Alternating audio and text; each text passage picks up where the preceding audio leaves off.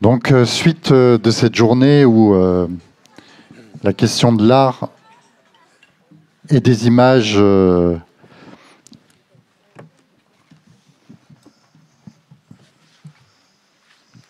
merci. Donc oui, autour de cette journée, autour de la question de l'art et des images, pour cette rencontre intitulée Le temps que prennent les images. Alors nous vivons dans un monde de plus en plus saturé d'images. Du fait de la révolution numérique, leur nombre connaît une croissance exponentielle et je vais vous donner juste 2 chiffres. On estime qu'il y a plus de 3 milliards d'images qui sont partagées chaque jour sur les réseaux sociaux et on évalue à 80 années de contenu vidéo ajouté également tous les jours. Face à une telle surproduction et consommation d'images, se pose plus que jamais la question de leur stockage, de leur gestion, de leur circulation, de la fluidité de leurs échanges ou de leur valeur marchande, en un mot de leur économie.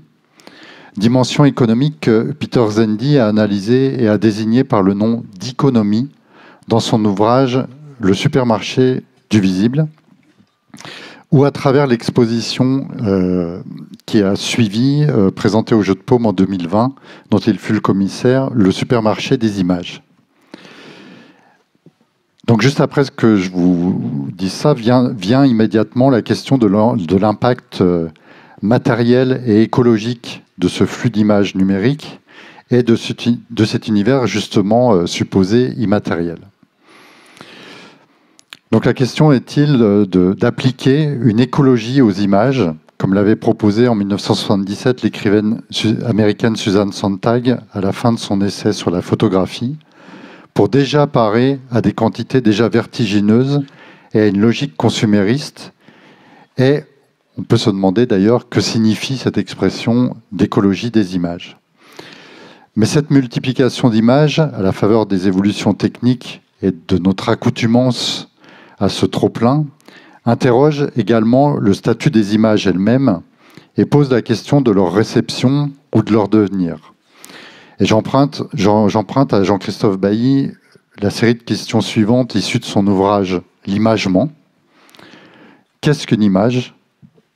De quelles images parlons-nous ? Y a-t-il un statut générique de l'image ou faut-il au contraire distinguer une image peinte d'une photographie ou de l'image mouvement représentée par le cinéma?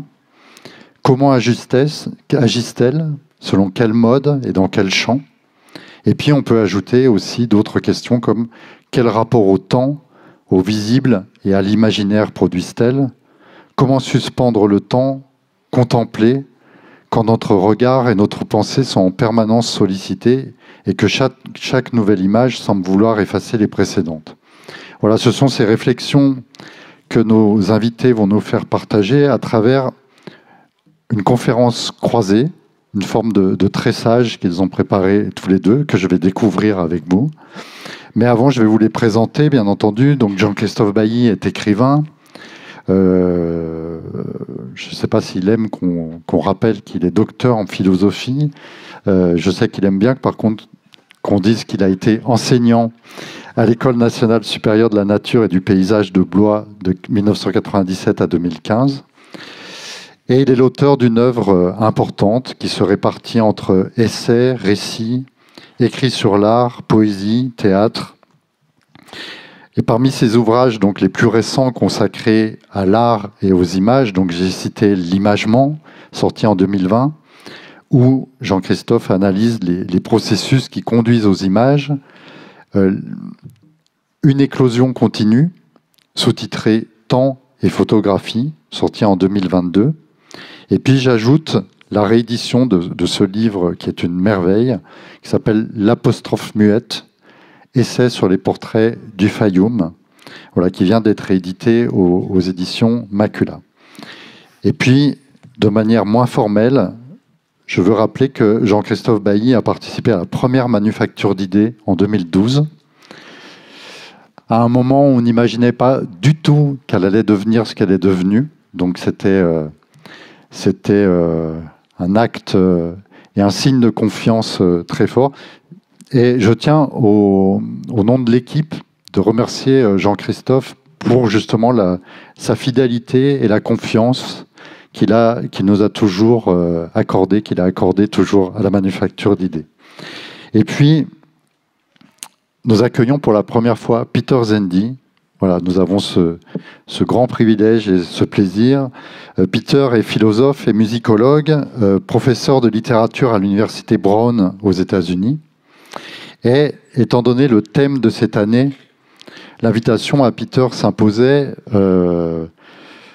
puisqu'elle repose sur son travail passionnant qu'il réalise sur nos modes d'attention, d'écoute, du regard, qui constitue donc son domaine de recherche. Donc, je vais citer quelques livres de Peter. Un livre qui s'appelle « Écoute, une histoire de nos oreilles », sorti en 2001. « Surécoute, esthétique de l'espionnage », où il proposait une archéologie de la surveillance auditive à travers notamment l'analyse de séquences de films d'Hitchcock, de Lang, de Coppola. Et puis donc, pour la question des images, donc je vous ai cité le supermarché du visible, mais aussi ce livre, Pour une écologie des images, sorti en 2021, où, à l'exhortation à la vigilance de Susan Sontag face au débordement des images, vous proposiez de porter une attention nouvelle aux temporalités dissonantes qui œuvrent dans les images et les constituent, et qui prenait pour point de départ un hommage au travail de votre grand-oncle, photographe et naturaliste Imre Kinski. Voilà, j'ajoute que le dernier ouvrage de Peter est sur la lecture, donc un autre mode d'attention qui s'appelle Pouvoir de la lecture.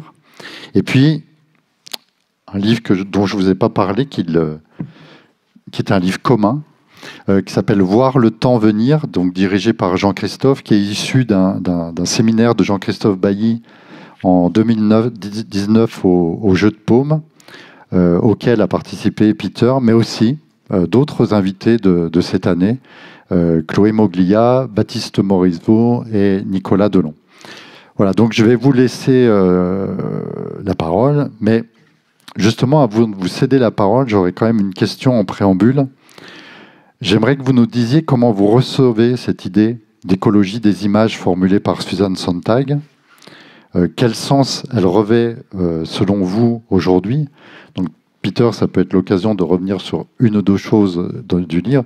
Et puis, Jean-Christophe, je sais que c'est une expression qui pose un certain nombre de problèmes pour vous. Donc voilà, j'aimerais avoir votre réaction commune sur cette idée d'écologie des images. Merci beaucoup, Emmanuel, pour ces introductions et pour avoir apporté et mis tout de suite sur le devant de la scène, si j'ose dire, cette expression qui est à la fois séduisante, je crois, immédiatement séduisante, à laquelle il y a 1000 raisons, même beaucoup plus que 1000, d'adhérer immédiatement, et puis qui est aussi encombrante, embarrassante, pas facile à manier, justement peut-être parce qu'elle est trop immédiatement séduisante. Et aussi peut-être parce qu'elle recouvre en réalité plusieurs possibilités. Elle contient plusieurs possibilités. L'une des possibilités, évidemment, et sans doute la principale, historiquement en tout cas, c'est celle que lui donnait Susan Sontag, que vous avez mentionnée. Et c'est une expression qui apparaît à la toute fin de son livre bien connu sur la photographie. Et c'est une expression qu'elle ne développe pas, c'est plus une suggestion, l'idée d'un programme à venir, dont ce qu'on peut deviner est finalement assez simple, même si très nécessaire et très fort. C'est tout simplement l'idée qu'il y a trop d'images et que on ne sait pas quoi en faire, on ne sait pas comment les manier, comment négocier avec elles, où elles vont, où est-ce qu'elles vont disparaître, etc. Et puis, ce qui est très frappant aussi, c'est que 30 ans après, dans, je crois, ce qui était son dernier ou son avant-dernier livre sur la douleur des autres, ça doit être ça le titre en français. Devant la douleur des autres. Devant la douleur des autres. Susan Sontag revient sur cette expression Et cette fois-ci, elle y revient d'une manière, je dirais, extrêmement pessimiste ou défaitiste. Elle n'y croit plus, au fond, à cette expression. Et elle dit explicitement, il n'y aura jamais une écologie des images. Et cette fois-ci, elle le dit pour signifier que les images, notamment les images de l'actualité, les images qui témoignent des horreurs qu'on voit partout, créent une sorte d'usure, finissent par créer, par leur fréquence, par leur récurrence incessante, créent une sorte d'usure. Et donc elles perdent leur pouvoir. Et c'est pourquoi Susan Sontag dit de cette manière assez pessimiste, il n'y aura jamais d'écologie des images, parce qu'au fond, avec ce trop plein d'images et leur usure, il n'y a pas grand-chose à faire. Quoi qu'il en soit, dans les deux cas, que ce soit pour défendre cette idée ou pour y renoncer en quelque sorte à l'aube de sa disparition, pour Susan Sontag, l'idée d'une écologie des images a à voir avec la quantité, le trop-plein d'images. Alors, il y a un sociologue américain du nom de Andrew Ross qui a proposé, quant à lui, de mettre en rapport, disons, dans un rapport d'opposition comme ça, dialectique, l'idée d'une écologie des images que proposait Susan Sontag et ce qu'il appelait de manière très simple et très évidente les images de l'écologie, à savoir toutes ces images, notamment d'actualité, qu'on peut voir, de catastrophes environnementales, etc. Et il le faisait non pas pour le plaisir de renverser l'ordre des mots, mais pour dire que ce sont les images elles-mêmes, et c'est parfois le fait qu'il y a beaucoup d'images qui peut, en quelque sorte, qui peut témoigner. C'est-à-dire, il faut défendre en fait la quantité d'images dans ce qu'elles apportent comme puissance de témoignage, notamment sur les questions environnementales. Alors, voilà, pour, contre une écologie des images, je dirais que la question se pose sur le plan de la quantité.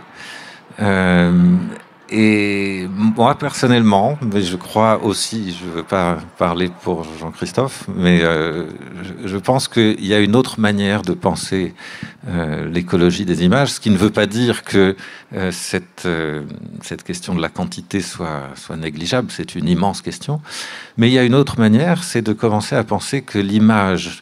alors, on en parlera, l'image prend du temps, ça ce sera tout le sujet de notre discussion, mais aussi que l'image comprend des temps ou des temporalités divergentes. Et pourquoi ? Parce qu'au fond, l'image aurait, je le dis comme ça, même si c'est discutable, et on en discutera sûrement, l'image aurait une certaine vie. Voilà, il y a quelque chose qui, de l'ordre de la vie, ou d'une pensée de la vie, qu'on peut non pas appliquer aux images, mais peut-être au contraire laisser émerger, laisser venir à partir des images. Je ne suis pas le seul à le penser, mais enfin, au contraire, j'ai suivi des théoriciens de l'image qui ont un peu frayé la voie dans cette direction. Je pense notamment, on aura certainement l'occasion d'en reparler, à Gilbert Simondon, qui est l'auteur d'un magnifique ouvrage intitulé « Imagination et invention », dans lequel il parle des images qui sont à l'état larvaire, des images qui se développent, qui se métamorphosent, un peu comme les papillons qui atteignent ce qu'on appelle l'état imaginal, c'est-à-dire l'état adulte en quelque sorte. On pourra peut-être reparler de ça. Qu'est-ce que c'est qu'une image qui atteint son état adulte ? Et puis, bien sûr, il y a Roger Caillois, qui était très important aussi dans ses études sur le mimétisme, ce qu'on appelle le mimétisme animal, qui est au fond une création d'images quand même. Donc on pourrait presque imaginer une histoire naturelle de l'image qui serait sans doute une autre manière d'aborder cette question d'une écologie des images. Oui, bonjour. Pour ce qui est de l'image, l'histoire naturelle des images, elle commence déjà bien antérieurement à l'intervention de l'homme et à l'intervention de la techné. Donc, puisque les premières images qui existent, elles existent, il y a toutes les images qui existent en nous, qui sont des images toujours en formation, toujours en circulation, mais qui sont très distinctes des images fabriquées, déjà en cela qu'elles n'ont pas de bord, elles ne sont pas cadrées. Et puis il y a surtout les images que les Grecs appelaient akeiropoiètes, c'est-à-dire non faites de la main de l'homme, qui sont immédiates à notre expérience, l'ombre et le reflet. Et l'ombre et le reflet ont joué un rôle considérable dans la pensée des images. Voilà. Mais en ce qui me concerne, moi, je m'occupe des images cadrées, des images qui ont un support, des images qui sont fabriquées de la main de l'homme. Bien sûr que le rapport qu'elles peuvent avoir avec l'ombre et le reflet me captive, mais à l'intérieur du souci que j'ai, qui est de ces images-là. Le nombre de ces images, comme ça a été dit et comme il faut le rappeler encore, est colossal aujourd'hui, ce qui ne doit pas nous amener à penser qu'il était si faible autrefois. Bien entendu, c'est sans commune mesure ce qui est produit par le numérique, par la circulation mondiale une espèce de libération folle des images, pas de l'imaginaire, mais des images, et ces quantités absolument sidérantes, il n'y a pas de commune mesure. Mais ça ne veut pas dire qu'au Moyen-Âge, à la Renaissance, et même dans l'Antiquité, les gens n'avaient pas d'images. Bien sûr qu'ils en avaient quand même, et souvent plus qu'on ne l'imagine. Je n'ai pas le temps de développer cela. Mais ce qui est très embêtant avec cette critique de la quantité, c'est que très souvent, elle est immédiatement suivie d'un discours de l'authenticité.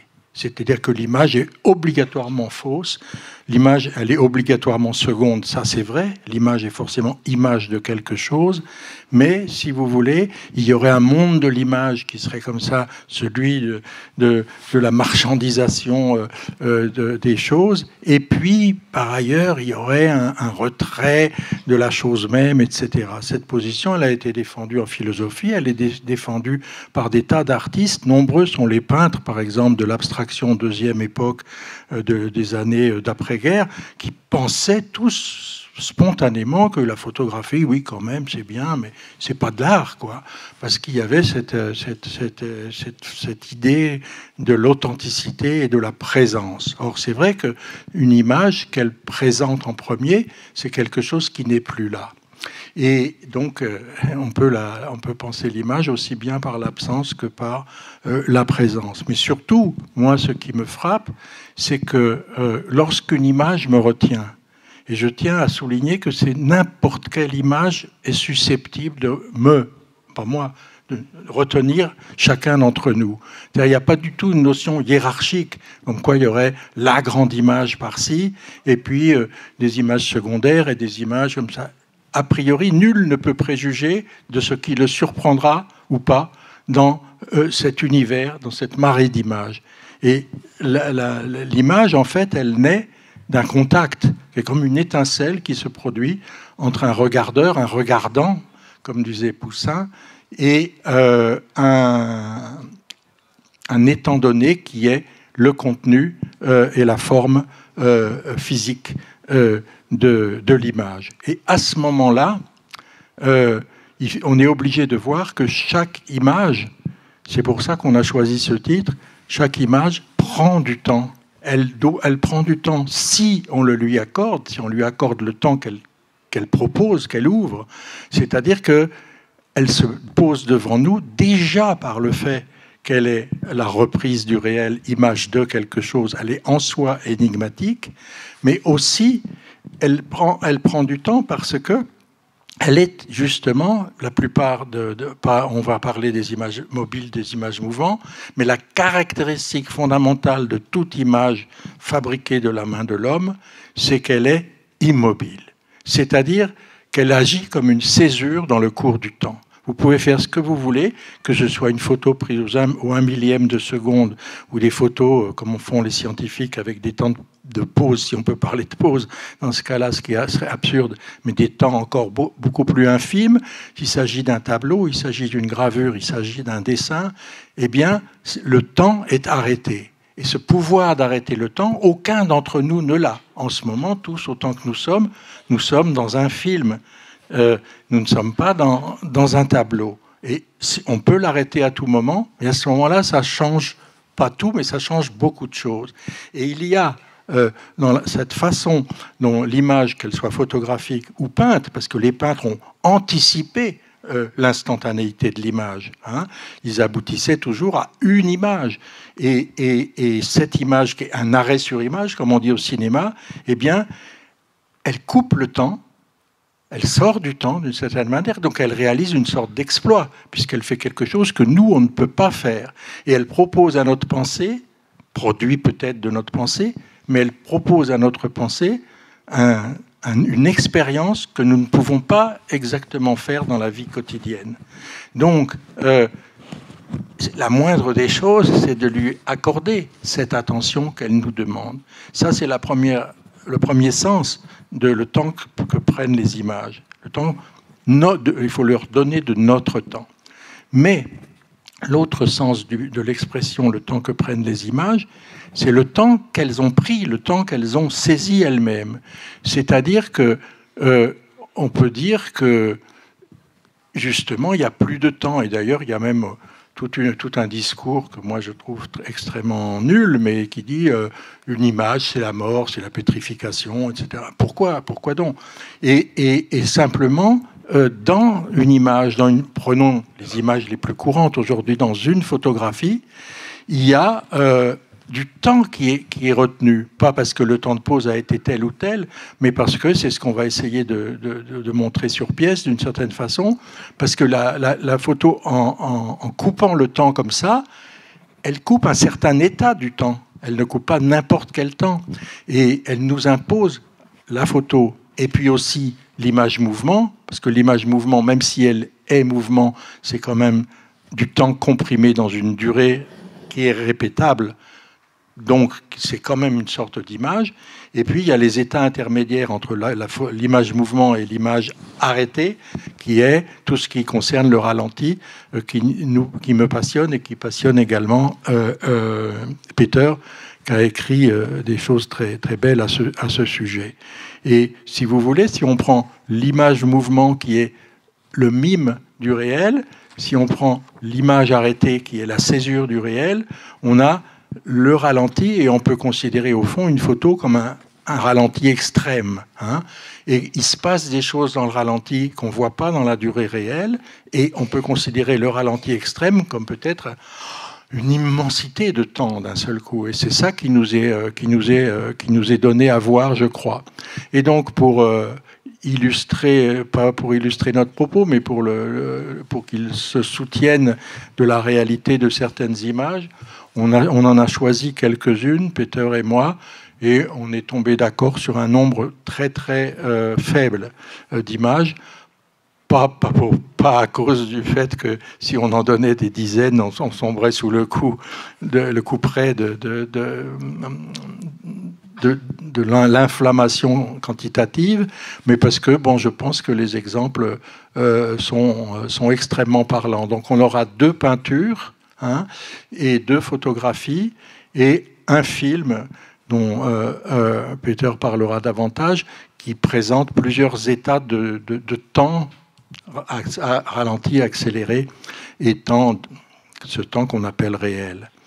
Sachant que tous ces temps, finalement, sont irréels. Et je terminerai pour le moment là-dessus, sur la demande que nous font les images, au fond, la façon dont elles nous incitent à réfléchir au temps.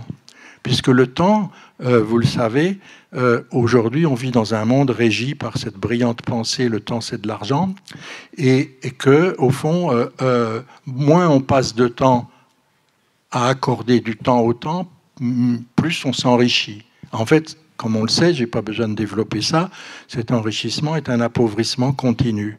Et qu'il y a donc une lutte quotidienne entre le temps qu'on essaye d'accorder au temps, c'est-à-dire de voir comment il est, comment il passe, ce qu'il véhicule, la façon dont il est lui-même une tresse faite de temporalités complètement différentes. En ce moment, pour aucun d'entre nous, le temps ne passe exactement de la même façon. Si quelqu'un s'endort, si quelqu'un s'ennuie, si quelqu'un trouve ce que je dis complètement idiot, le temps va complètement changer pour lui par rapport à quelqu'un d'autre. Évidemment, c'est la même quantité de temps, mais ce temps quantifiable, ce temps comptable, comme on dit si bien, c'est le temps des comptables et de tout ce que ça représente. Et il me semble que le geste artistique, qui est l'insistance, c'est toujours une insistance. Une œuvre d'art, c'est quelque chose qui vous met la main sur l'épaule. Arrête-toi, regarde. Et c'est l'accumulation de ces insistances, elle finit par produire ce qu'on appelle une expérience. Et cette expérience, ça, j'aime beaucoup utiliser cette expression qui est celle qu'avait inventée Benjamin. Walter, il parlait des expériences de seuil. Expérience de seuil. Et c'est exactement ça. Et l'expérience de seuil, on ne saurait mieux la caractériser qu'en évoquant son contraire, qui est le zapping intégral. Mais entre le zapping intégral, la quantification et la dépense continue du temps proposée par la société capitaliste dans laquelle on vit, on voit bien comment les images proposent une sortie. Mais cette sortie, évidemment, le marché essaye de la réguler et de la rendre compatible à ses propres intentions. Voilà. On va peut-être passer aux images après ou... Oui, on va regarder avec vous des images et on va s'exercer aussi probablement à les décrire. Je voudrais juste dire deux mots vraiment très rapides pour commenter ce que tu viens de dire, Jean-Christophe, à savoir cette idée de zone et de seuil. De seuil, disais-tu, mais je dis zone parce que dans certains passages où Walter Benjamin parle du seuil, il dit que les seuils en général sont des zones et je trouve cette idée très importante, surtout au moment où nous sommes nous-mêmes sur le seuil en quelque sorte de ces images qu'on va partager avec vous et parce que au fond j'aime bien penser que l'image est une zone dans le sens où une zone, c'est quelque chose qui est un espace plein de tensions contradictoires. Le seuil en tant que zone, c'est au fond ça. On est déjà en train de le passer, mais pas encore. Il y a un mouvement qui pousse en avant, un mouvement qui retient. C'est compliqué de passer un seuil, et ça veut dire vraiment traverser une zone de tension avec des forces contradictoires. Et voilà, une des choses que j'aimerais dire en dialogue avec cette idée que Jean-Christophe défend, cette idée de l'image comme ce que tu appelles l'image suspens dans l'imagement, c'est dans le très bel avant-propos de l'imagement, l'image comme suspens, c'est-à-dire l'image comme du temps arrêté. Moi, j'aimerais aussi défendre l'idée que dans ce temps arrêté, il y a quelque chose de l'ordre de la zone, c'est-à-dire que c'est du temps arrêté qui contient ou qui maintient, j'ai envie de dire dans les deux sens du mot, contenir à la fois comme ce qui est contenu dans quelque chose, mais qui aussi arrête, maintient dans un équilibre précaire des temporalités, des tensions divergentes. Parce qu'au fond, je crois que ça c'est très important, que toute image, à partir du moment où on lui dédie cette attention, et on peut le faire avec toute image, devient tendue. Voilà. Et c'est quand l'image devient tendue, c'est-à-dire aussi divergente, différente d'elle-même, s'arrachant peut-être à elle-même, à l'inverse, et symétriquement, c'est alors qu'elle nous retient, au fond. Voilà, donc je crois qu'on va parler de tout ça effectivement sur pièce. Et donc on va regarder notre première image. Peut-être je te laisse, c'est celle que tu as choisie. Voilà. Oui, alors vous pensez bien que choisir un tableau, pourquoi celui-là, etc. Déjà, c'était pour moi plus juste de prendre une œuvre pas très connue. J'aurais pu, si vous voulez, par rapport à cette image, cette idée du temps arrêté, prendre des tableaux qui l'incarnent de façon extrêmement évidente, comme la Vocation de Saint-Matthieu de Caravage, qui est un tableau comme ça, où l'intervention, le caractère événementiel est complètement souligné comme ça, etc. Ou prendre une œuvre qui a une intensité dramatique énorme, comme le 3 mai de Goya, la fameuse fusillade, etc., où en effet ils ne sont pas encore morts, mais ils vont l'être. Vraiment, il y a un effet, le côté dramatique de l'instantané, etc., etc. Puis j'aurais pu prendre 1001 paysages, mais j'ai pris celui-là, qui est l'œuvre de Gustave Caillebotte, un peintre qui malheureusement est mort assez jeune. Et vous savez, il y a ce propos de Baudelaire il se moquait un peu des impressionnistes dont il n'a pas connu l'ultra-développement, mais il les a un peu connus au début. Il dit ils sont quand même un peu herbivores. Et le Caillebotte, disons, est un peintre qui apparaît juste un petit peu après et qui aurait eu la capacité de tirer la peinture de son temps hors de cet herbivorisme, bon, comme Manet l'a fait, etc. Mais peu importe l'aspect polémique, mais en tout cas, bon, son tableau le plus célèbre, justement, c'est Les Raboteurs de Parquet, bon, qui est aussi un témoignage sur la vie sociale du temps, etc. Mais là, ce tableau qui s'appelle Lierre, c'est le nom de la rivière, Y2R, Lierre, virgule, effet de pluie. Et ce tableau, je le trouve extrêmement beau dans la banalité même de ce qu'il propose, de ce qu'il évoque. Je n'ai pas besoin de vous le décrire puisque vous l'avez sur les yeux, beaucoup plus grand qu'il n'est en vérité. Il est très difficile à voir. Moi, je l'ai d'ailleurs jamais vu en vrai. Il est dans un musée très perdu du fin fond des États-Unis. Et simplement, je trouve extraordinaire la qualité justement de l'attention qui a été portée par le peintre à ce moment qui est presque rien, qui a quelque chose de japonais, qui est le moment où la pluie se déclenche et où apparaissent sur les cours d'eau, là cette rivière plutôt canalisée, où apparaissent les fameuses ondes concentriques. Et si on fait l'expérience, ce tableau, de le considérer comme l'image arrêtée d'un film possible, on a presque immédiatement un désir vidéo qui existe, qui est produit par le cadrage, c'est-à-dire qu'on a envie de voir justement les ondes concentriques s'ouvrir. Et il me semble que par rapport à la méditation que toute image contient sur le temps, il y a dans celui-ci une inépuisable réserve.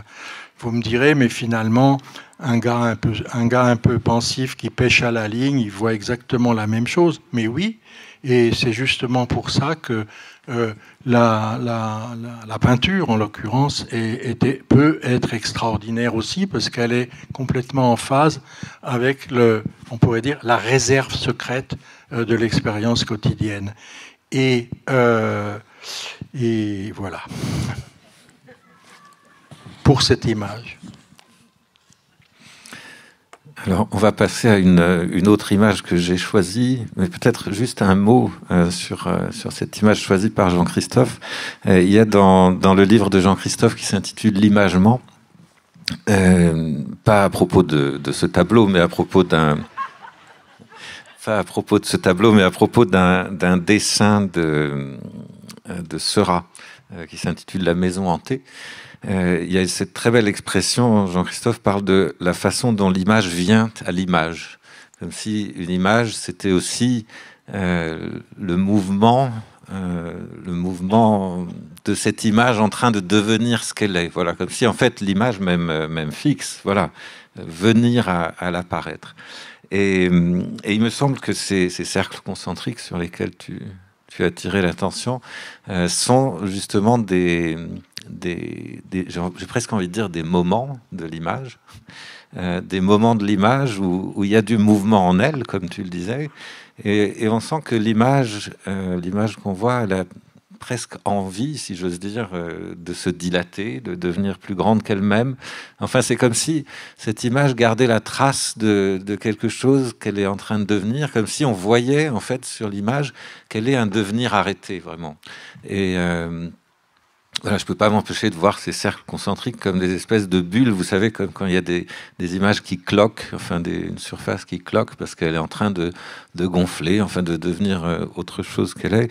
On est presque tenté d'imaginer qu'il y a quelque chose de l'ordre d'une explosion un peu retenue dans ce tableau. Mais donc, Ça, c'est une image que j'ai choisie, quant à moi, qui est beaucoup plus ancienne. C'est un tableau de Giovanni Bellini, qui date de 1526, qui en réalité a été commandé à Giovanni Bellini en 1515, et puis le peintre est mort.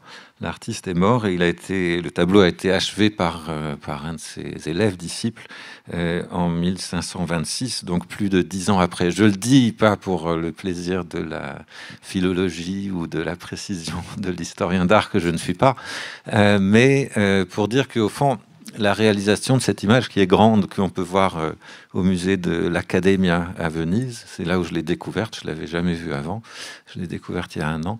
Ce tableau est très grand. D'ailleurs, si je vous montre un détail, vous allez comprendre. Ici, c'est le côté gauche, et puis au milieu, il y a une porte, parce que c'est un tableau qui était prévu pour être mis au-dessus d'un cadre de porte. Et à travers cette porte, au musée de l'Accademia, en fait, on voit la salle qui est l'autre salle, la salle qui est à côté, et on voit un autre tableau qui est au fond de la salle. Mais je reviens au tableau dans son entier. Donc déjà dans sa réalisation, je veux dire dans l'histoire de sa réalisation, dans sa genèse, il contient du temps, beaucoup de temps, 11 ans, la mort de quelqu'un et puis le disciple qui l'a achevé. Mais surtout, moi, ce qui me fascine et ce qui m'intéresse dans cette image, c'est que elle contient du temps en elle. Et là, encore une fois, si vous regardez le détail, donc le sujet, c'est le martyr de Saint Marc, de San Marco, qui a été traîné. On le voit, on va le voir dans un instant, dans un autre détail, qui a été traîné par terre à travers les rues d'Alexandrie. Il est mort comme ça.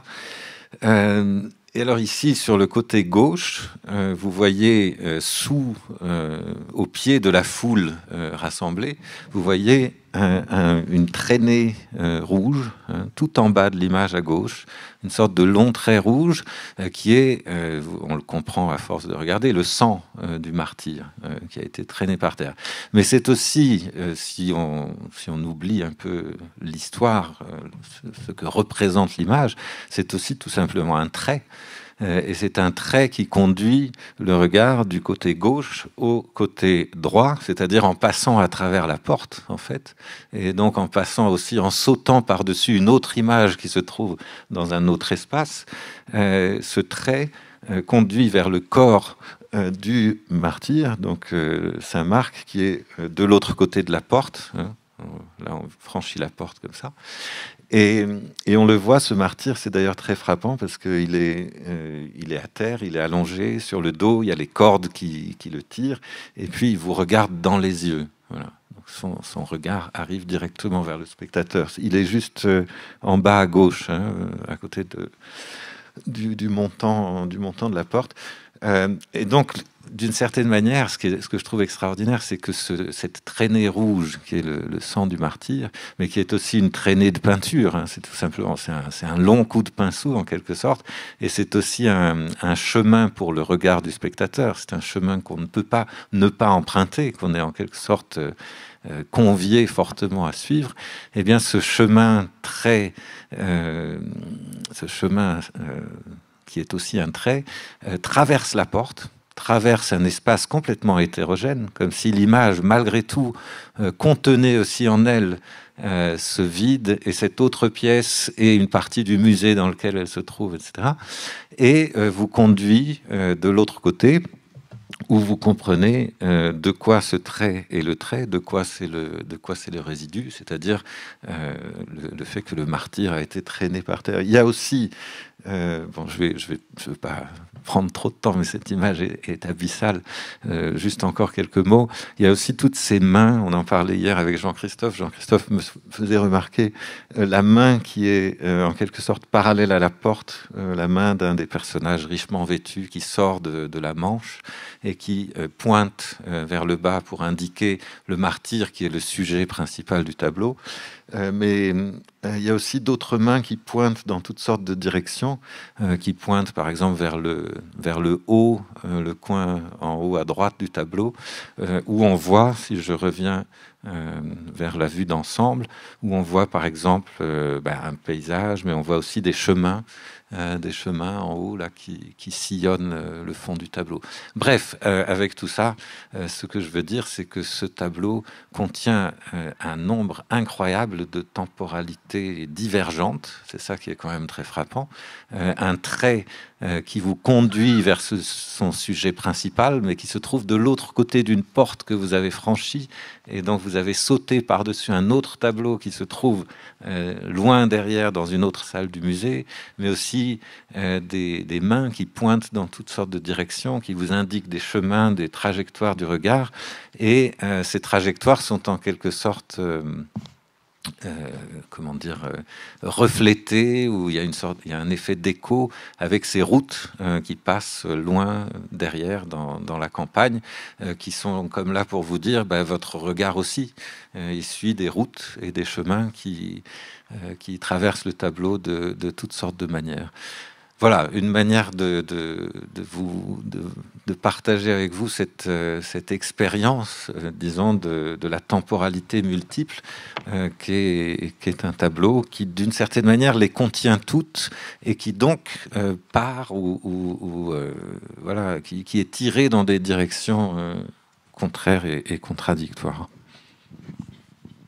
Il y a ce formidable pouvoir de condensation narrative de la peinture, notamment dans le moment où elle se redécouvre avec le Quattrocento, la Renaissance italienne ou nordique, etc.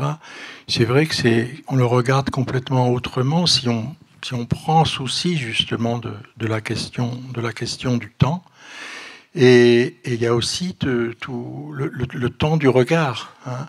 C'est-à-dire que tout le temps qu'on met, sans être un savant, parce qu'il y a les historiens d'art, et souvent d'ailleurs leur propre bagage de savoir nuit à l'innocence de l'expérience de seuil qu'ils pourraient avoir, parce qu'ils sont à la recherche déjà, ils connaissent déjà les indices qu'ils veulent trouver. Or, normalement, l'expérience de seuil telle que moi je l'aime, c'est je ne connais pas d'avance les indices. Bien sûr, l'innocence n'est pas de ce monde, mais les indices doivent être libérés peu à peu par le travail que l'on fait. Et à la fin, on trouve le criminel, c'est toujours le peintre, hein, bien sûr, mais ce qui se dégage pendant ce temps-là, c'est absolument extraordinaire. Et comme on va maintenant, parce qu'on doit aller assez vite, et on ne prétend pas épuiser l'histoire de l'art, hein, en 2 tableaux et 2 photographies, mais on va passer à une photographie, et juste on peut introduire celle qui vient, oui, c'est une photographie c'est beaucoup de Hongrie aujourd'hui. C'est une photographie de grand photographe qui s'appelait André Kertész, qui l'a prise à New York, à Central Park, en 1944. Et disons que au départ, il y a eu peu après la naissance de la photographie, il y a eu une volonté des photographes qui étaient souvent au départ, il y a eu beaucoup de peintres ratés parmi eux. Donc ils se disaient, c'est vachement pratique ce truc-là. Et là, c'était un chemin complètement faux pour la photographie. Et il y a eu des efforts de constituer des scènes narratives extrêmement complexes, etc., comme celle de la grande peinture. Et ça donne des résultats qui sont pour nous quasiment comiques aujourd'hui et qui en tout cas ne marchaient absolument pas. Et donc la puissance d'énigme de la photographie, elle est ailleurs, et en fait elle est assez peu, on peut difficilement la ramener, bien qu'il y ait des photographes qui pensent autrement, on peut difficilement la ramener à quelque chose qui est de l'ordre de la scénographie. Jean-Louis Schaeffer, le grand critique d'art, qui est historien d'art ou philosophe ou je sais pas, essayiste, qui est mort il y a peu, l'année dernière, et il avait écrit un livre qui s'appelait « Scénographie d'un tableau ». j'hésiterais quant à moi à pouvoir parler de la scénographie d'une photo. En tout cas, non pas seulement à cause du caractère d'instantanéité, mais parce que la façon dont la complexité de l'image ressort du photographique est sur un mode complètement différent, beaucoup plus rapide d'une certaine manière et beaucoup plus souple. Mais si j'ai choisi cette photo, pas parce que je l'aime bien, pas parce qu'elle est belle, mais justement parce qu'elle elle donne de façon assez immédiate, il me semble, l'idée d'une confluence dans une seule image de temporalité complètement différente. Hein.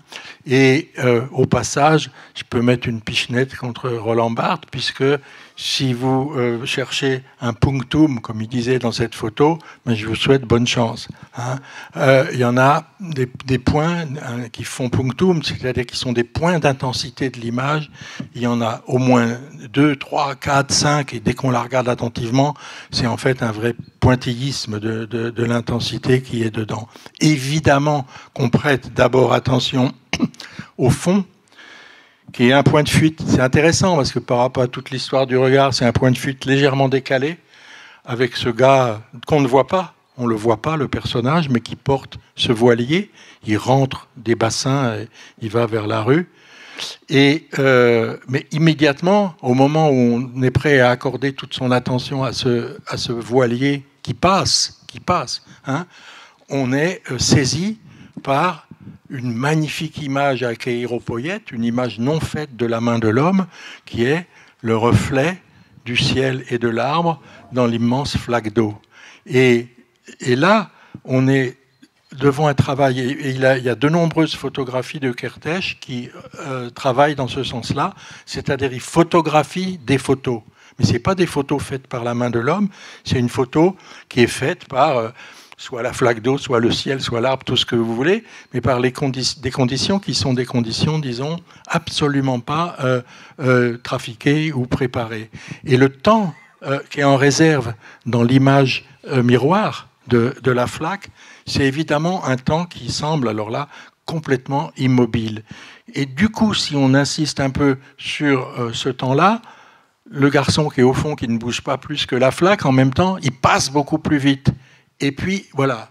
Et puis, il y a beaucoup d'autres choses. Il y a les bancs qui sont en attente, qui sont orientés vers une dimension de l'image qui n'est pas présente dans l'image, enfin, etc. On peut commenter ça de mille et une manières. Et puis aussi, dernière chose, là, peut-être qu'on ne doit pas le savoir, mais en même temps, on le sait. Donc, cette photo, elle est prise en 1944. Hein, et évidemment, par définition, ce n'est pas une photographie de guerre.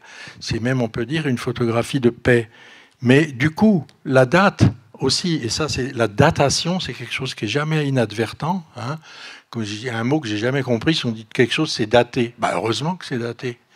Quelque chose qui n'est pas daté, c'est quelque chose qui n'existe pas. C'est comme un non-lieu, d'ailleurs. Jamais vu un non-lieu. Ça, c'est pour... Et donc, la date de l'image, elle fait aussi partie du temps auquel s'en prend l'image, d'une certaine manière.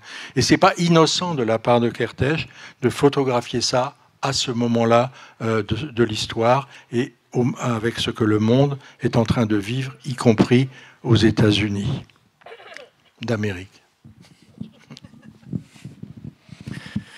Alors, j'ai choisi moi aussi une photo qui est une photo faite par mon grand-oncle.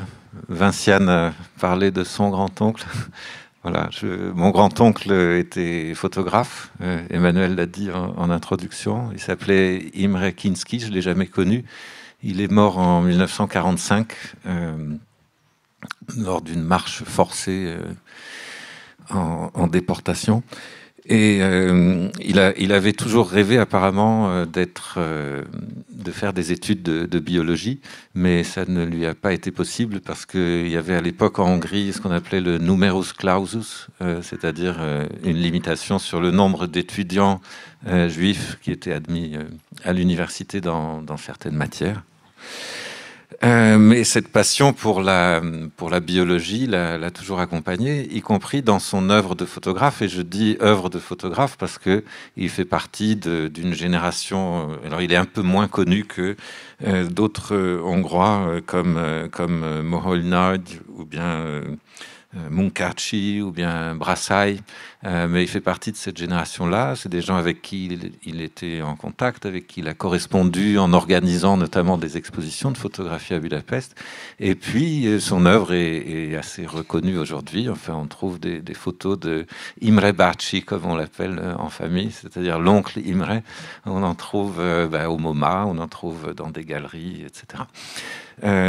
Il avait une passion, donc il y a toutes sortes de photos, des photos magnifiques de Budapest de l'époque, des photos souvent prises en plongée, c'est-à-dire d'en haut, avec des ombres portées très longues. Il y a une passion de l'ombre chez lui, et bon, ça c'est une chose dont on parlera probablement pas aujourd'hui, mais c'est quelque chose que l'ombre dont on aurait pu aussi discuter. Bref, mais la grande passion de Imre Bácsi, c'était la photographie naturaliste, ce qu'on appelle comme ça.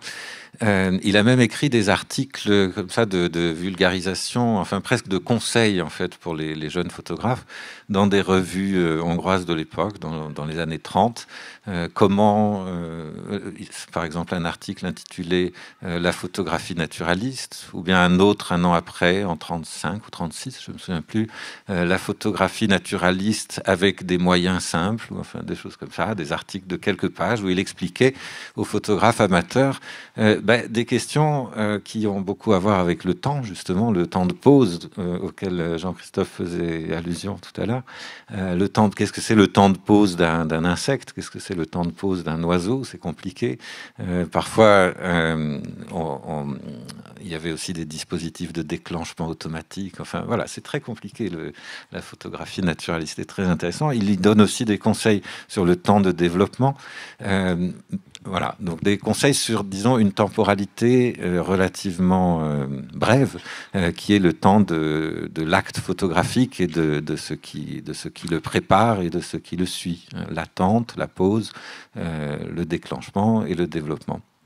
Mais ce qui est frappant dans cette photo aussi, c'est pourquoi je l'ai choisi, c'est parce que donc vous voyez un papillon. Jean-Christophe hier a retrouvé, a trouvé tout simplement le nom de l'espèce en question, qui est le grand paon de nuit.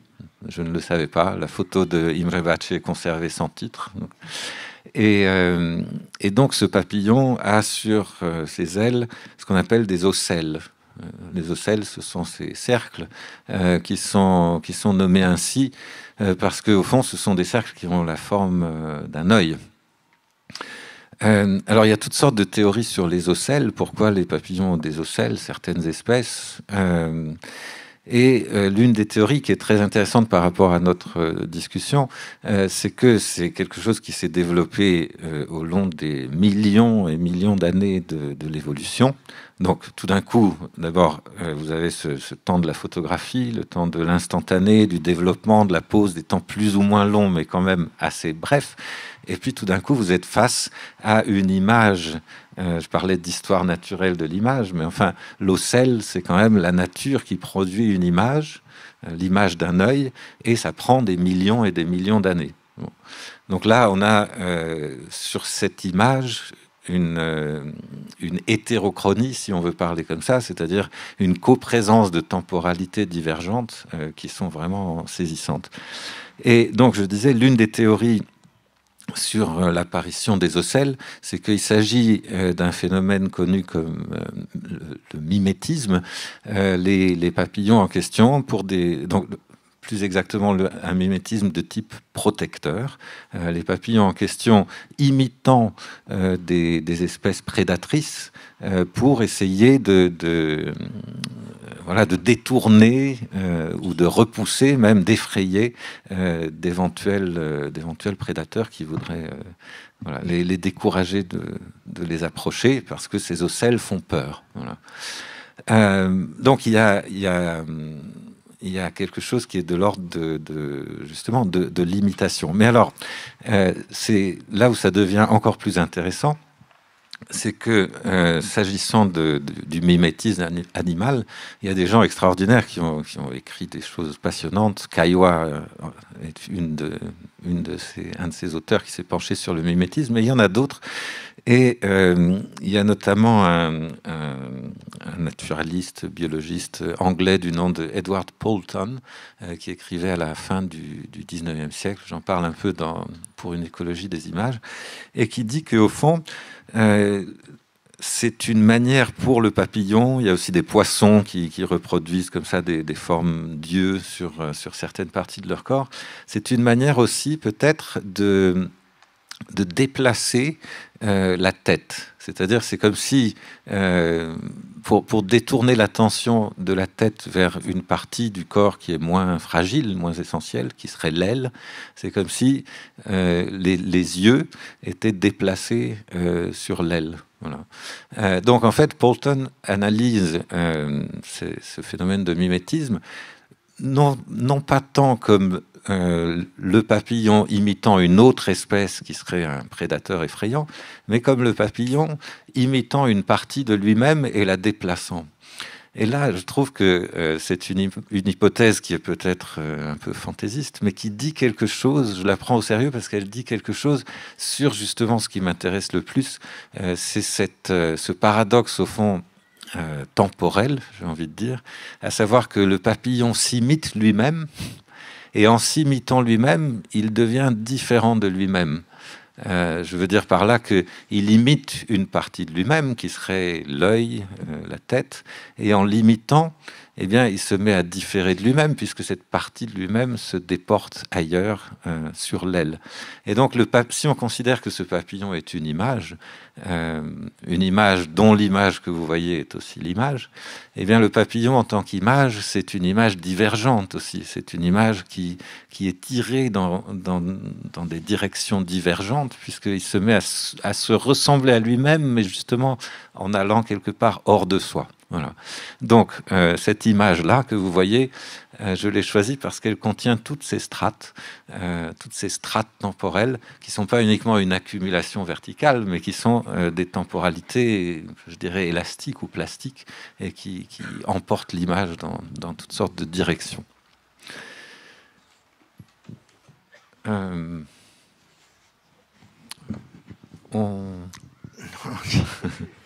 Ouais, on va passer au film. Juste dire que le grand pan de nuit, il y en a encore, et même par ici. C'est le plus grand papillon d'Europe. Il peut faire jusqu'à 15-16 cm d'envergure. Et il fait pas mal son vrombissement est assez saisissant. Il fait pas mal de bruit, quoi. Voilà. Et donc, je ne sais pas pourquoi. Voilà.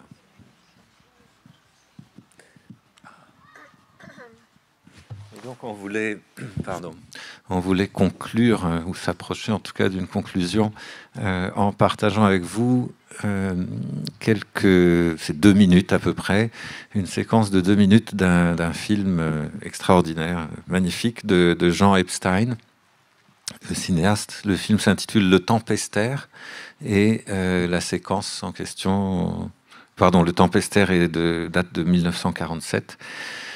Et est-ce que tu penses qu'il faut qu'on dise de quoi il s'agit ? Oui, bon, Epstein est un cinéaste très important par rapport à la question dont on parle et dont on s'apprête à parler, qui est la question du temps que les images prennent, et notamment la question du ralenti que Jean-Christophe a abordé et annoncé en introduction, et sur laquelle on va revenir un peu en conclusion de cette discussion. Jean Epstein a non seulement écrit des pages magnifiques sur le ralenti, des pages extraordinaires où il explique que le ralenti, c'est au fond une manière de retraverser, alors ça je trouve ça vraiment intéressant par rapport à notre discussion, de retraverser presque des règnes, vous savez, le règne animal, le règne végétal, le règne minéral. C'est-à-dire que le ralenti vous fait repasser presque à l'envers, en quelque sorte, du règne animal au règne végétal. et du règne végétal au règne minéral. Peut-être je peux lire tout simplement un extrait, parce que Jean Epstein était non seulement un très très grand cinéaste. La chute de la maison Usher, c'est peut-être sans doute le premier film où on voit le premier de ces films où on voit des séquences au ralenti, un usage de ralenti extraordinaire. Mais il a aussi théorisé en quelque sorte, enfin c'est peut-être pas le mot juste, parce que c'est une écriture très belle, très très poétique d'une certaine manière, sur le ralenti. Je vous lis juste quelques phrases qui sont tirées d'un texte intitulé « L'intelligence d'une machine », qui date à peu près d'ailleurs de l'époque du film, puisque c'est 1946, et Le Tempestaire, c'est 1947. Et donc, il dit que le ralenti introduit une régression. Je le cite, « La régression dépasse le stade animal, elle retrouve dans les déploiements du torse, on va essayer d'imaginer une séquence au ralenti, elle retrouve dans les déploiements du torse, de la nuque, l'élasticité active de la tige, donc on passe de l'animal au végétal, dans les ondulations de la chevelure, de la crinière agitée par le vent, les balancements de la forêt, dans les battements des nageoires et des ailes, les palpitations des feuilles, dans les enroulements et les déroulements des reptiles, le sens spiral de toutes les croissances végétales. Plus ralenti encore, toute substance vive retourne à sa viscosité fondamentale, laisse monter à sa surface sa nature colloïdale foncière. Voilà, écriture magnifique, des pages extraordinaires d'Epstein. Voilà, donc on voit cette séquence du Tempestaire.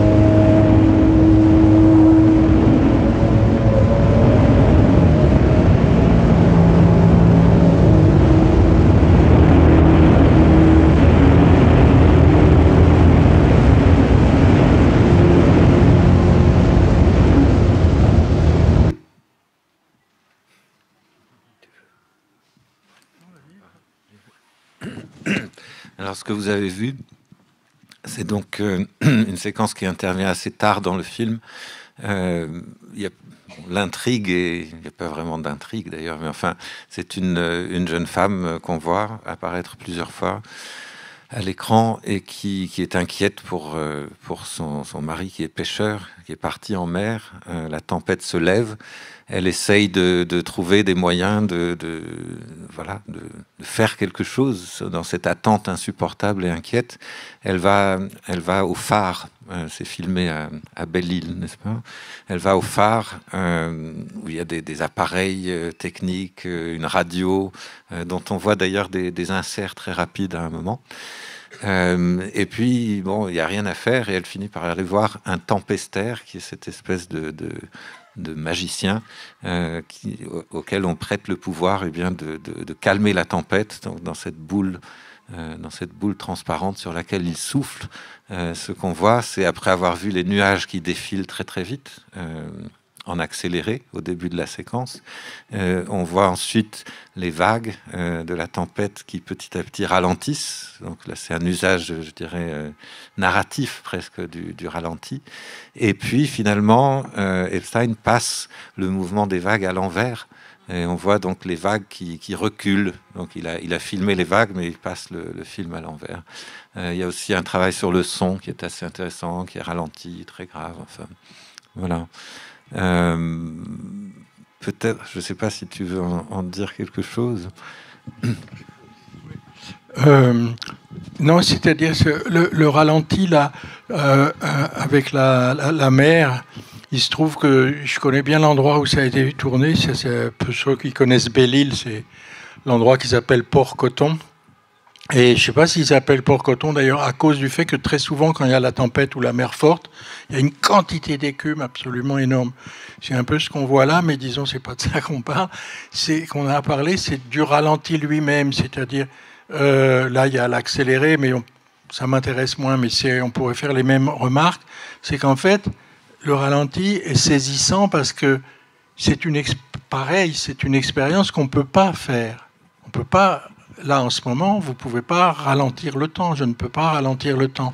Mais par ce subterfuge technique de ce que est capable de faire une caméra, et c'est encore plus évident aujourd'hui avec les nouveaux moyens techniques, on peut voir quelque chose dont on ne peut pas dire qu'elle n'existe pas, puisqu'elle existe.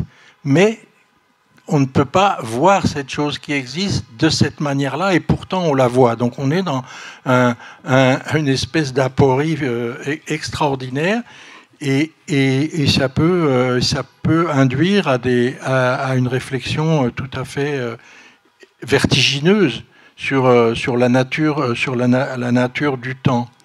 Et juste petite parenthèse.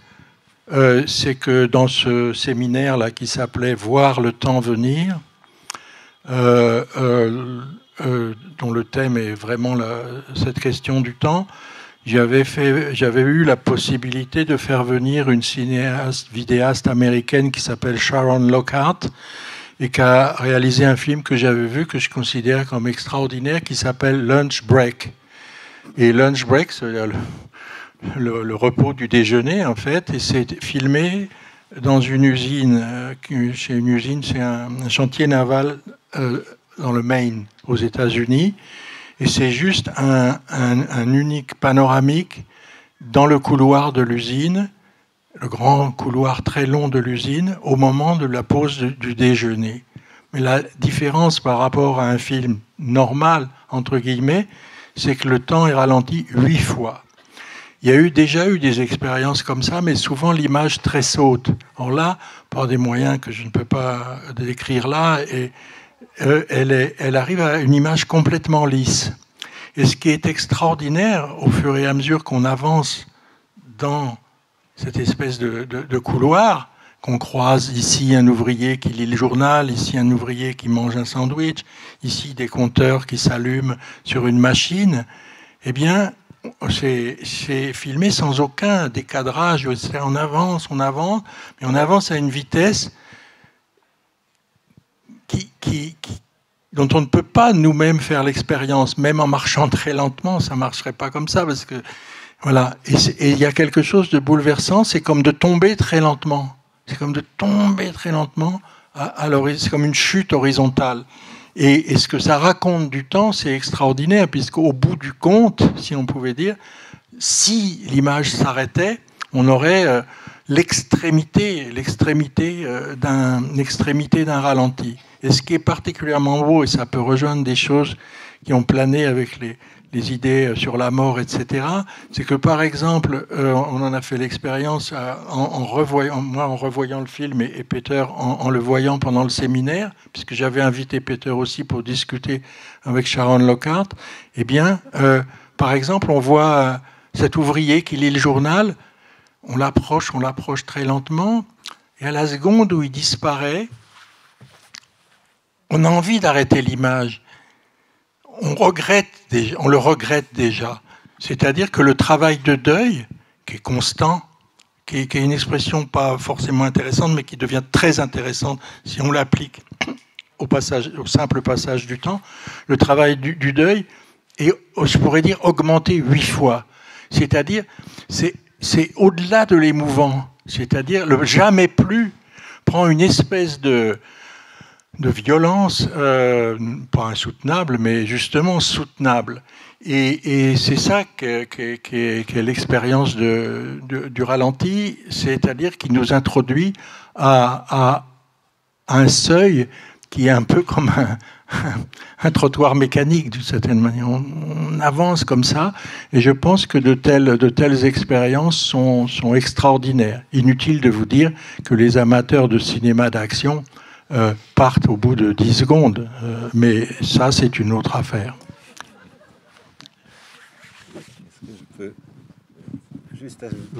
Juste 2 mots là-dessus.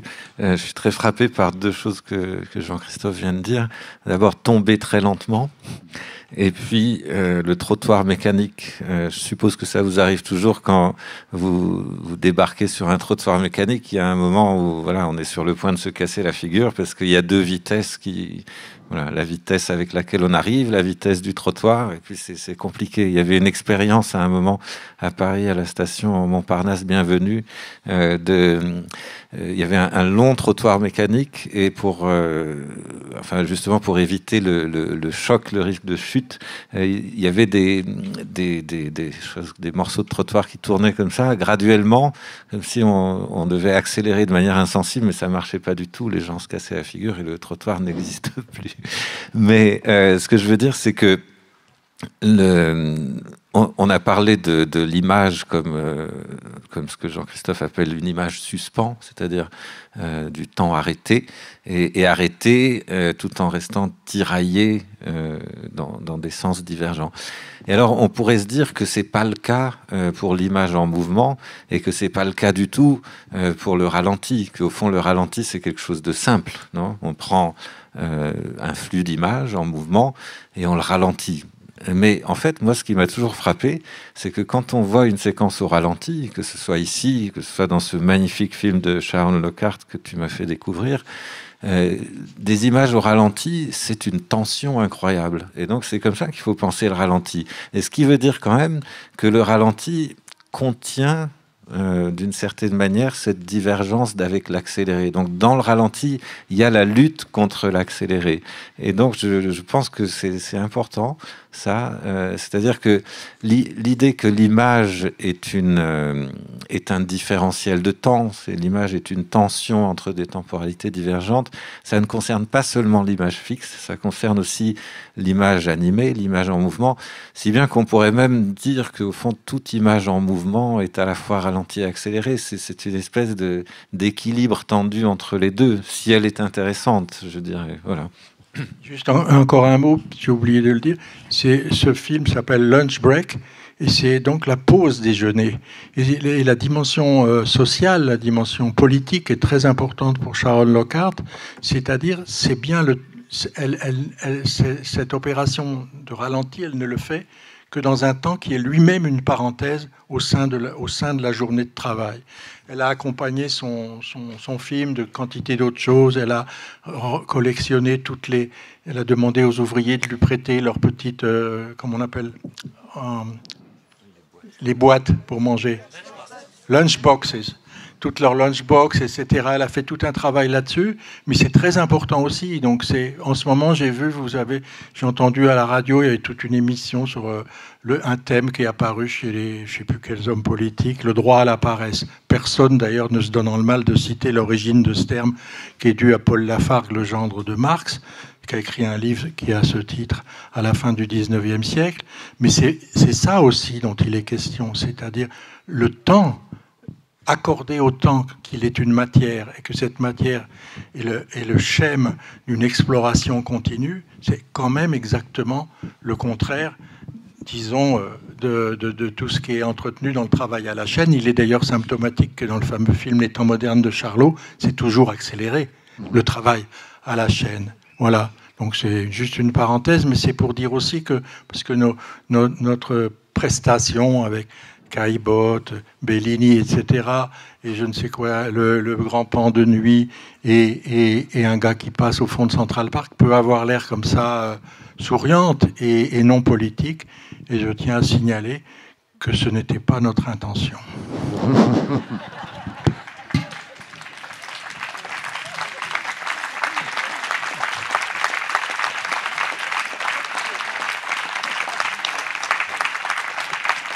Bien, merci à tous les deux. On va vous donc laisser la parole. On va faire passer des micros. Est-ce que vous avez des questions ?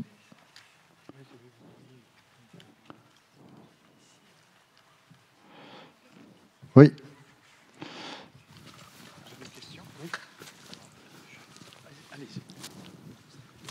Alors, monsieur, allez-y, puisque vous avez le micro, et puis madame devant. Je peux y aller ? Oui, allez-y. Non, il ne me regarde pas, là. Si, on vous voit. Ah, pardon, merci. Donc, je voulais juste faire un petit complément par rapport à ce que vous venez de dire sur les ralentis. Pour moi, un des plus beaux ralentis au cinéma a été réalisé par Ariane Mouchkine dans son film Molière. Et justement, elle a utilisé des escaliers mécaniques pour, au moment de la mort de Molière, faire bien ressentir que tout le monde essaye de retarder, en quelque sorte, le moment fatal où Molière va mourir. Il y a toute sa troupe qui porte le corps de Molière qui est tombé. Et cette séquence dure très, très, très longtemps. Et elle a été tournée par le fait qu'on a tourné sur un escalier mécanique qui allait dans le sens inverse de ceux qui étaient en train de porter le corps de Molière. Voilà. Merci. C'est intéressant qu'on parle depuis un moment des escaliers ou trottoirs mécaniques, que je trouve c'est des dispositifs extrêmement intéressants, surtout si on les considère dans la perspective de l'histoire du cinéma au sens large, pas l'histoire du cinéma tel qu'en parlent des excellents spécialistes qui la pratiquent, mais l'histoire du cinéma aussi comme une histoire des regards, une histoire d'un certain appareillage des regards. Et il y a pas mal d'escaliers mécaniques dans l'histoire du cinéma. Il y a des très belles séquences. Charlot, par exemple, Chaplin, je crois,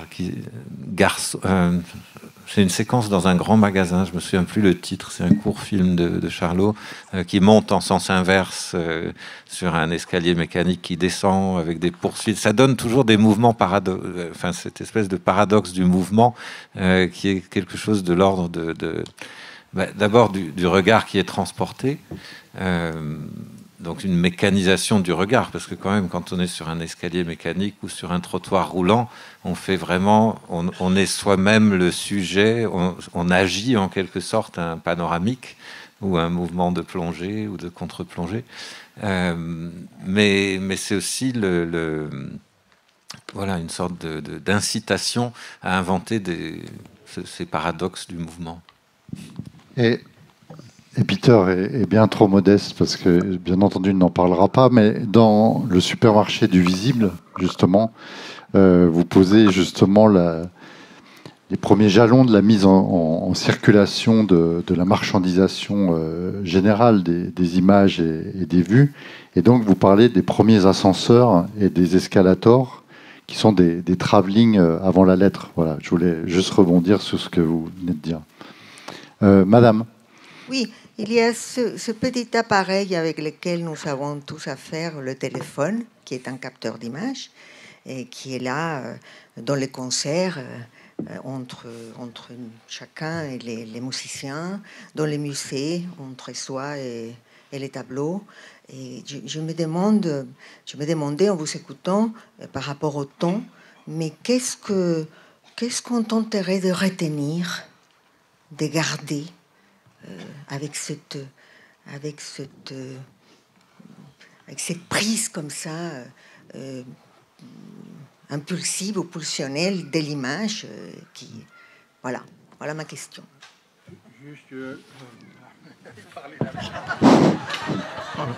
Et juste pour vous répondre, moi j'ai longtemps résisté à avoir ce truc-là, et bon, on peut plus maintenant, sauf devenir un ermite, ce qui est une solution aussi, mais une chose m'a frappé. Moi, ce qui m'intéresse le plus là-dedans, bon, à part évidemment la communication téléphonique rapide, c'est le pouvoir prendre des photos.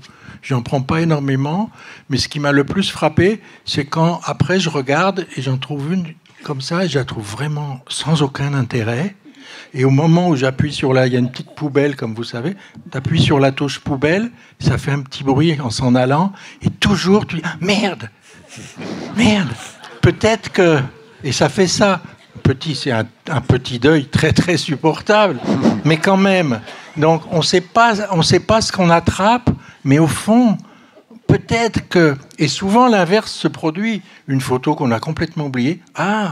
Et voilà. Et c'est pas du tout qu'on devient un détective de sa propre archive photographiée et tout ça, mais c'est que c'est assez, à part les selfies qui pour moi sont une catastrophe, c'est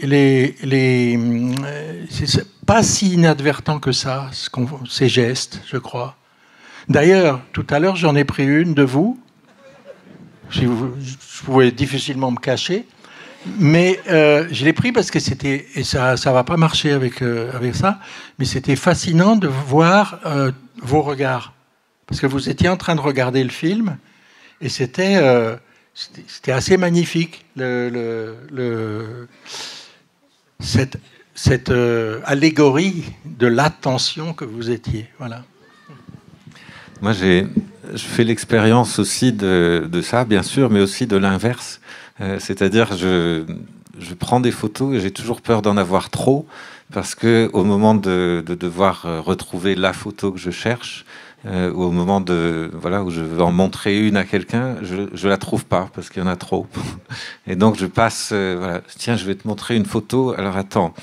Puis on passe un temps fou et on sent que la personne s'impatiente, et puis finalement la photo en question vaudra absolument pas la peine et le temps qu'on passe à la chercher, à supposer qu'on la trouve finalement.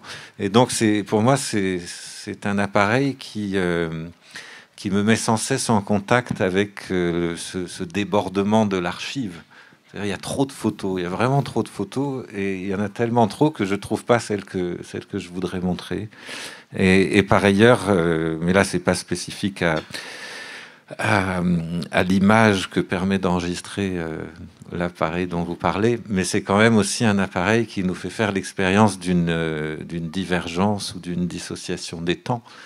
Combien de fois je traverse la rue en risquant beaucoup de choses, tout en regardant un email ou tout en voilà. Donc c'est quand même un appareil qui nous fait vivre. Et alors pour ne pas céder simplement au discours que je suis sûr nous partageons toutes et tous, ce discours simplement pessimiste que je partage évidemment jusqu'à un certain point, à savoir c'est terrible, on n'a plus d'attention stable, concentrée, etc.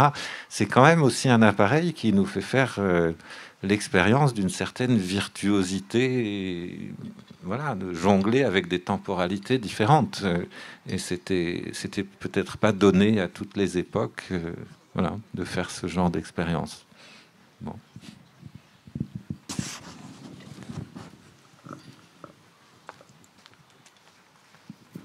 Merci.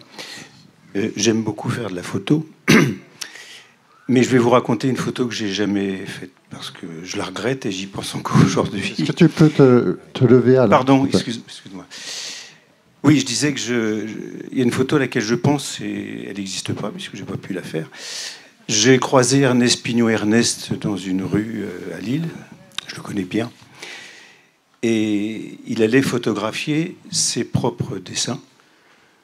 Et ces dessins, à Lille, exposés, étaient des dessins qu'il avait fait, lui, d'après des dessins du XVIe siècle italien. Alors, il y a cette mise en abîme un peu étonnante. Il y a le dessin italien. Puis Ernest qui fait des dessins fabuleux, d'après ces dessins-là. Et puis Ernest qui vient photographier ses propres travaux au musée de Lille. Et moi, j'ai raté la 4e étape, c'est-à-dire en train de photographier Ernest, qui photographie, etc. etc. Voilà, c'est une photo que vous verrez jamais, moi non plus, d'ailleurs. Madame. Oui, moi, je voudrais vous poser la question du hors-champ de la photo. En fait, j'ai fait beaucoup de photos noir et blanc auparavant, en les développant, et voilà. Et le temps que ça prend, l'endroit du temps de la révélation de la photo, de faire la photo, en fait, je me suis rendu compte que le hors-champ était aussi constituant de la photo, et c'était quelque chose de très important. Et j'ai eu l'impression qu'avec la multiplication des photos, et notamment de faire des photos à partir d'un téléphone, donc qui sont des formats très petits, très rapides, j'ai eu l'impression de l'évacuation du hors-champ. Du coup, je voudrais savoir si cette question-là du hors-champ était aussi quelque chose sur lequel vous étiez penché. Par hors-champ, vous voulez dire ce qui échappe, ce qui est hors du temps propre de la prise de vue, c'est ça? Le hors-champ, c'est ce qui passe à côté de nous, en fait. Voilà. Oui, c'est ce qui est en bordure du cadre, mais qui n'est pas dans le cadre.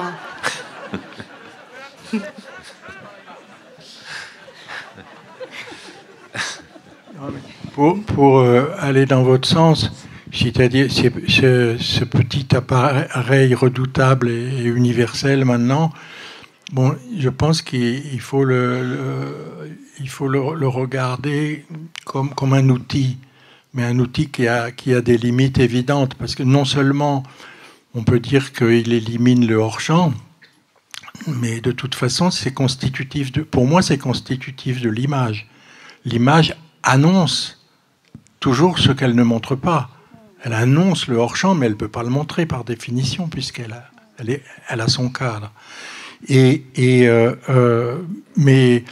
la définition du champ, la plus belle, la plus extraordinaire définition du champ, c'est celle qu'a donnée Gilles Deleuze. Le champ, c'est-à-dire la conscience. Paf. Et il était extraordinaire par moments. Et on pourrait dire aussi que cet appareil, il élimine davantage le champ que le hors-champ, d'une certaine manière. Mais en même temps, et sans entrer dans des considérations sur l'inconscient machinique ou je ne sais pas quoi, mais il y a quand même cet inconscient... comment il l'appelait, Benjamin ? L'inconscient optique. C'est Benjamin qui est le premier à remarquer ça, cet inconscient optique, que lui, il attrape très bien. L'inconscient optique tel que Benjamin le pense, ça n'a rien à voir avec les théories freudiennes, etc. Et ça a été constaté bien avant Benjamin par un des premiers praticiens et inventeurs de la photographie, William Henry Fox Talbot. Il dit, mais c'est incroyable tout ce qu'il y a dans cette image que je n'ai pas vu en la prenant. C'est ça. L'inconscient optique, c'est ce qui apparaît dans l'image malgré le photographe, d'une certaine manière. Et parfois, c'est renversant, parfois pas du tout. Et bien, ce petit truc-là, c'est quand même, pour moi, son intérêt, c'est quand même un outil qui emmagasinent énormément d'inconscient optique. Voilà. Sans plus. Quoi ? Non, non. On prend peut-être une dernière question. Non. Oui, madame. Oui, bonjour, c'est plus un commentaire qu'une question, mais depuis le début de votre intervention, je me demande ce que ça me fait, moi, de vous voir, vous. Ce que nous tous, on voit, c'est vous, en vrai, et votre image, derrière vous, donc en 3 fois plus grand. Et c'est très perturbant parce que j'ai envie de vous regarder, vous, en vrai, et pourtant, je suis très, très attirée par l'image qu'il y a derrière vous, parce qu'en plus de ça, je vois une autre facette de vous que ce que je vois en vrai. Et donc, dans le même moment, là, c'est pas une question de temporalité, dans le même moment, c'est comme si je vous voyais sous différents angles. Voilà, je voulais juste partager ça parce que vous le vivez pas, mais nous tous, on le vit là en ce moment. Mais oui, je l'ai vécu lors de la discussion précédente avec Vinciane et Mohamed. Et moi, j'étais frappé, je ne sais pas si c'est le cas maintenant, parce que je n'arrive pas à me voir derrière moi-même, mais qu'il y avait un léger décalage, très léger, hein, mais à la fois assez léger pour que ce soit presque pas un décalage, et quand même, on le remarque. Et donc, c'était vraiment une expérience de ce que j'aime bien appeler l'hétérochronie, mais vraiment en acte, dans l'image, en temps réel. C'était voilà, un petit côté Godard microscopique, peut-être. Bien, merci beaucoup, Jean-Christophe. Merci, Peter.